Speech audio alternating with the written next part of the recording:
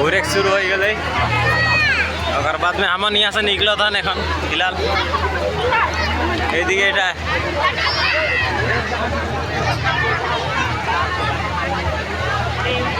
यहाँ फिलहाल छोटा छुआ के रिसन है डांगर के उठेक नहीं दिल 5-6 बছर के उठेक दिल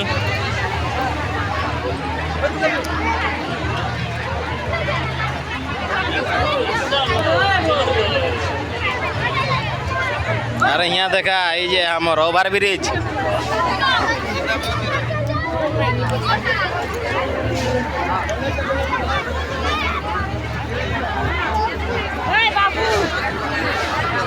फिलहाल पूरा भीड़ होया है इसलिए मैंने ऐसा करे नहीं पा रहा था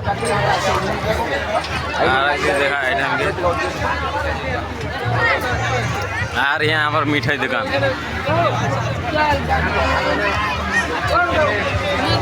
भीड़ तो देखा भीड़ आया भाई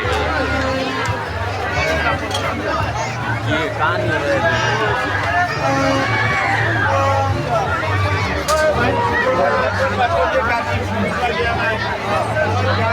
ये जे केकर माला है यहाँ से कानफुली लेक पारबा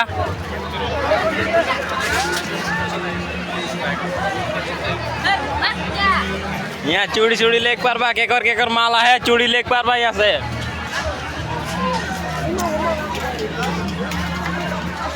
ये जे कानफुली चूड़ी यहाँ से केकर माला है सब के लेक पारबा अरे केकर माला है कमेंट करबा खाली मुखे